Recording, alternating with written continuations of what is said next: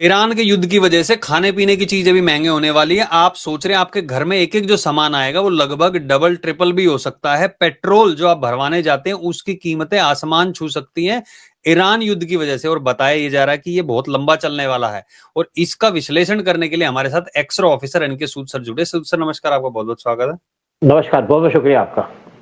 सूद sir, क्या लग रहा है कि कितना लंबा वार चलेगा? और चीजें तो ऑब्वियसली वहां पे जो स्टेट ऑफ हॉर्मस हॉर्मुज है वहां से आता है, ज्यादातर व्यापार तो वहां से होता है। तो सिर्फ भारत पे ही नहीं और चाइना वगैरह उन पे भी असर पड़ेगा, लेकिन भारत के लोगों पे इसका क्या असर पड़ेगा और कैसे इसका निपटारा किया जाएगा?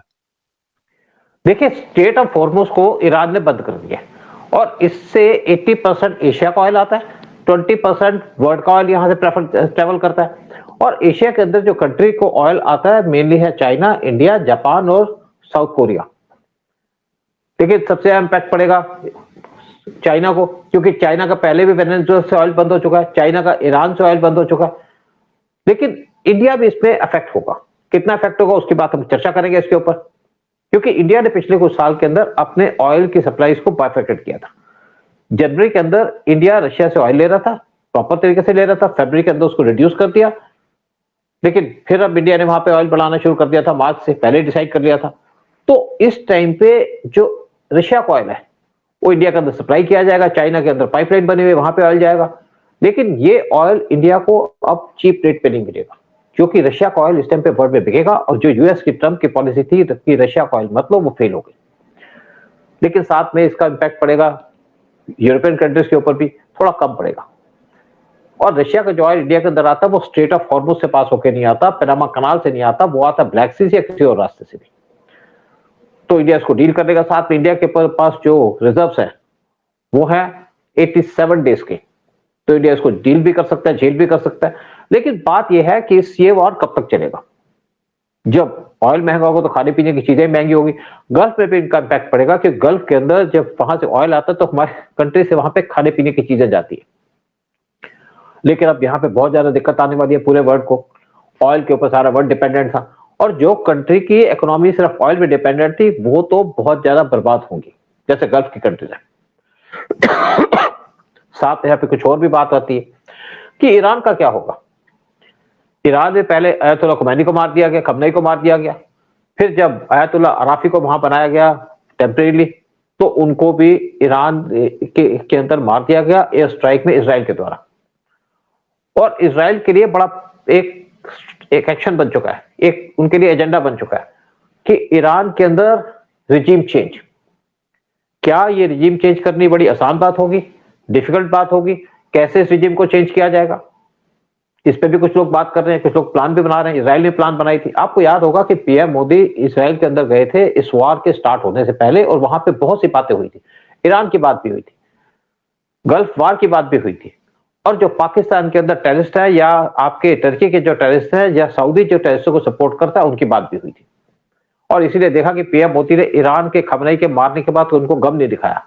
लेकिन हाँ, जब यूएई के अंदर स्ट्राइक की गई ईरान के द्वारा, तो उस पर पीएम मोदी ने कहा कि हम आपके साथ खड़े, और हमारी एक टेक्निकल टीम और जो मिलिट्री की टीम है बहुत जल्दी जाने वाली है यूएई के अंदर, उनको ब्रीफ करने के लिए, उनकी जो आपकी जो डिफेंस सिस्टम है उनको स्ट्रेंथन करने के लिए, उनकी डिफेंसेस को स्ट्रेंथन करने के लिए। क्योंकि आज पूरे गल्फ के अंदर अमेरिका की क्रेडिबिलिटी खत्म हो चुकी है, क्योंकि अमेरिका के बहुत सी कंट्री के अंदर बेसिस है, स्पेशली गल्फ के अंदर बहुत सी बेसिस है। वर्ल्ड के अंदर उनकी 700 बेसिस है, लेकिन गल्फ उनको को प्रोटेक्ट नहीं कर पा रहा। वो मिसाइलें रखी है उसने, जो अपने डिफेंस सिस्टम रखे अपने जो जगह है उसको डिफेंड करने के लिए, लेकिन उस कंट्री को डिफेंड नहीं कर पा रहा। इसलिए जो ऑयल के इंस्टॉलेशन पे अटैक किया जा रहा है, और इस टाइम पे ईरान ने कहा मैं तो जा रहा हूं, तो मैं भी नहीं छोड़ूंगा। और इसीलिए उसने जो अरामको के, जो सऊदी के अंदर अरामको की जो ऑयल रिफाइनरी है उस पर अटैक कर दिया। आग लगी, वहां पे कंट्रोल नहीं किया जा रहा इस टाइम पे।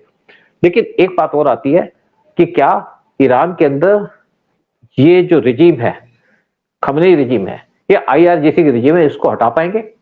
एक को मार दिया, दूसरे को मार दिया, आईआरजीसी के लीडर्स को मार दिया, 30 इनके जो आईआरजीसी के कमांडर्स थे उनको मार दिया था पिछले साल जब पिछले स्ट्राइक की थी। इनके प्रेसिडेंट को मार दिया था, रईसी को, और जो पिछले प्रेसिडेंट थे इनको भी मार दिया गया स्ट्राइक के अंदर। लेकिन वहां पे कोई फर्क नहीं लगा, जो पब्लिक वहां पे उनको कोई इम्पैक्ट नहीं लगा, क्योंकि इनकी आईआरजीसी रिपब्लिकन गार्ड्स, उनकी स्ट्रेंथ है 1,70,000 की। ट्रंप ने कहा कि आप छोड़ दो जी तो आप भी मारे जाओ। देखिए, ये लोग वो हैं जो डाई हार्ड है, आप हमास की बात ले लीजिएगा, आप हिजबुल्लाह की बात ले लीजिएगा, आप हुतीस की बात ले लीजिएगा, ये डाई हार्ड है, मरने से डरते नहीं है। इनके दिमाग में एक फतूर लगा हुआ है कि हमारा आयतुल्लाह था उसको मार दिया, और इसका वो बदला लेंगे जरूर आपके इजराइल या स्पेशली यूएस से। लेकिन बात आती है कि क्या यहाँ पे रिजीम चेंज होगी, क्योंकि यहाँ पे प्रोटेस्ट भी हुए थे, आपने देखा कैसे यहाँ पे लोग सड़कों पे आ गए थे, अपने हिजाब उतार दिए थे कि मैं हम यही तो यहाँ पूछ पे। रहा था आपसे कि अमेरिका की एक वो होता है ना कि एक बार रिजाइम चेंज करवाने के लिए और उसके बाद अपना प्यादा बिठा देते हैं, जिस तरीके से बांग्लादेश में बिठाया था यूनुस को, क्या ऐसा कुछ हो सकता है? यहाँ की सिचुएशन बिल्कुल अलग है। देखिए बांग्लादेश के अंदर उन्होंने उसके आर्मी के चीफ से कहा बिठा रहे हैं आप चुप हो जाओ, वो चुप हो गया, उसको पता था मेरे को भी उठा के ले जाएंगे। वेनेजुला के अंदर उनके प्रेसिडेंट को उठा के लेके, और उनको पता था कि अगर इनको उठाएंगे तो यहाँ पे हम दूसरे को बिठा देंगे, लेकिन फिर कहा कि दूसरे को बिठा दो, हमें तो यहाँ से ऑयल लेना है, दूसरे को बिठा दिया, लेकिन वहां पे काम चल रहा है, तो कॉम्प्रोमाइज कर लिया। लेकिन ईरान में कॉम्प्रोमाइज नहीं होगा, ईरान में आप IRGC को डिफीट नहीं कर सकते, इसको तोड़ नहीं सकते, ये तो रक्त बीज है, एक जाएगा दूसरा आ जाएगा। तो इनके अंदर तो आपको 1,70,000 लोगों को मारना पड़ेगा, या आप कैसे इनको चेंज करोगे? देखिए आप यहाँ प्यादा बिठा दिया, एक प्यादा इनके पास है जो पहलवी था, पिछले जो किंग था इनका 1979 से पहले, उसका लड़का इस पे यूएस के अंदर है, और उसको भी हटाने का काम किया था यूएस ने। गलतियां कर दी थी, खोमैनी जो थे, आज बैठे खमनी, लेकिन इससे पहले खोमैनी थे, वो फ्रांस में थे, उनको लाके बिठा दिया ईरान के अंदर, और वहां पे तख्ता चेंज हो गया, इस्लामिस्ट पावर में आ गए। और उस टाइम पे यूएस की जो एम्बेसी के स्टाफ थे उनको 484 दिन तक इन्होंने बंदी बना के रखा, फिर छोड़ा। यूएस की हिम्मत नहीं हुई कि वहां जाकर के अपने कैदियों को छुड़ा सके, क्योंकि वो भाई बहुत डाई हार्ड है। और आज जो हालत है वहां पे, जब लोगों ने स्ट्राइक करनी शुरू कर दी, क्योंकि वहां पे क्या था कि जब जो इसके ऊपर यूएस का कोई रोल नहीं था, जो यहाँ पे लोग प्रोटेस्ट कर रहे थे, वो रोल था कि वहां पे जो एक रियाल है, एक जो आपका जो रोटी मिलती है या नान मिलता है, उसकी कीमत 2 रियाल थी कुछ आज से 20 साल पहले, आज उसकी कीमत 20,000 रियाल है। फिर जो उनका इकोनॉमी है, जो रियाल की कीमत है अगेंस्ट डॉलर, वो है 1400 20 साल पहले, आज उसकी कीमत है 1.4 बिलियन। और वहां पे लोगों के पास कोई जॉब नहीं है, क्योंकि उनकी इकोनॉमी सिर्फ ऑयल बेस्ड है, ऑयल उनका बिक नहीं रहा, सिर्फ चाइना लेता है उनसे ऑयल, वो भी ब्लैक मार्केट के अंदर, वो भी सस्ते के अंदर। वो 50% जो उसका पैसा खर्चते हैं वो खर्चते हैं अपने डिफेंस के ऊपर, और बाकी पैसा देते हैं हिजबुल्लाह, हमास और हुतीस को। तो वहां लोगों के लिए उनके पास कोई पैसा नहीं है, कोई इनकम नहीं है, कोई सोर्स ऑफ इनकम नहीं है, इसी लोगों ने प्रोटेस्ट किया था, उनकी मजबूरी हो चुकी थी। और उस टाइम पे ट्रंप ने कहा था लड़ो, मैं आपके साथ आ रहा हूं। 50,000 लोगों को मार दिया, जहर दे दिया, उनको घर से बुलाया, दरवाजा खटका, बाहर आया तो उसके पता नहीं दोबारा घर वापस नहीं गया, और बाकी जो आदमी थे तो भाग गए ईरान से। ईरान में रेवोल्यूशन आया था 1979 में, अब दोबारा रेवोल्यूशन आ नहीं सकता, क्योंकि वहां पे लड़ने वाला कोई नहीं है। जो लोग लड़ रहे थे खाली हाथ लड़ रहे थे, और यूएस तो बातें करता रह गया, सपोर्ट नहीं भेजी। आपने अगर ईरान के अंदर रिजीम चेंज करनी है तो आपको वहां पे अपनी फोर्सेस को भेजना पड़ेगा, और ईरान की इस टाइम पे हिम्मत नहीं है, यूएस की इतनी हिम्मत नहीं है कि ईरान के अंदर फोर्सेस भेज पाए, पैदल फोर्सेस भेज पाए। और अगर आप पहलवी को बिठा भी देते हो गद्दी पे, तो उसको सुरक्षा कौन करेगा, प्रोटेक्शन कौन देगा? यहाँ तो इस्लामिस्ट बैठे हैं जो उसका तो कत्लेआम कर देंगे। तो इसलिए रिजीम चेंज ईरान के अंदर इजी जॉब नहीं है।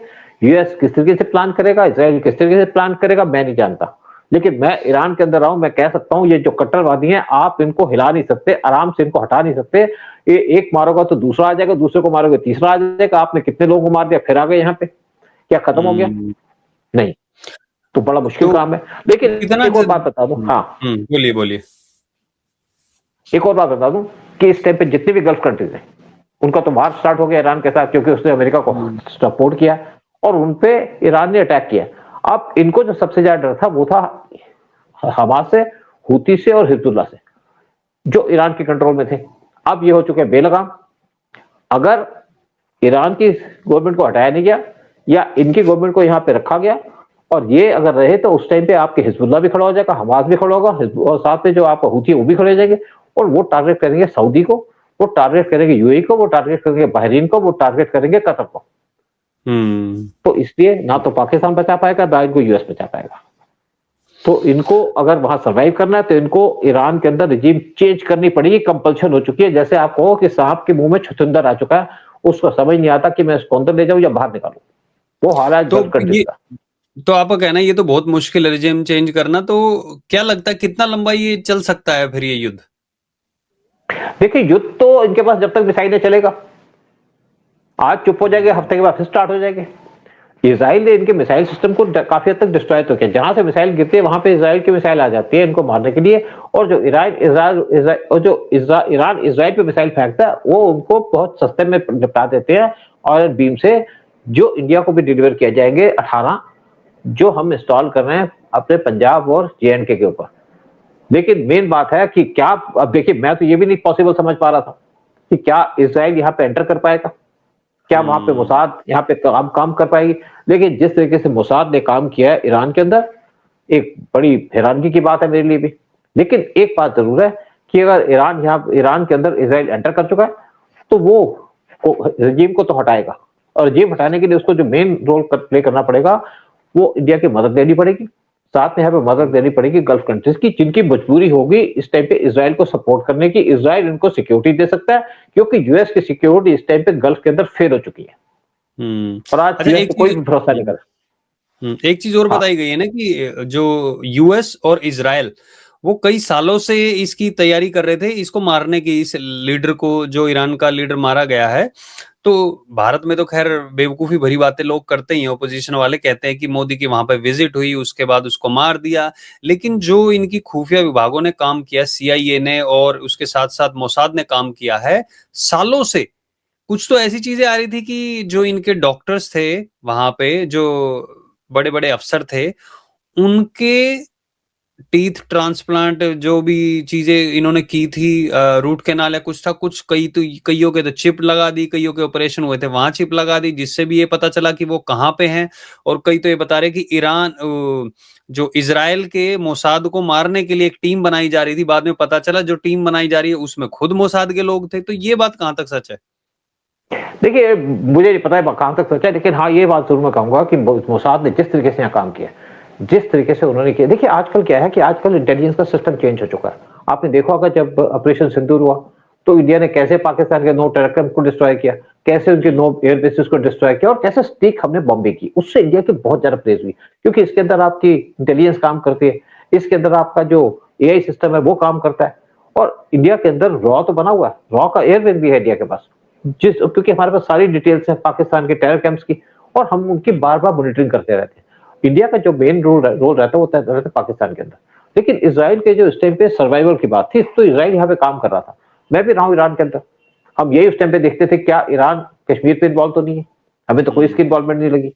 लेकिन यहाँ पे जो हमारा रॉक यूनिट था उसको डिस्ट्रॉय किसने किया, किसने कोशिश की डिस्ट्रॉय करने की?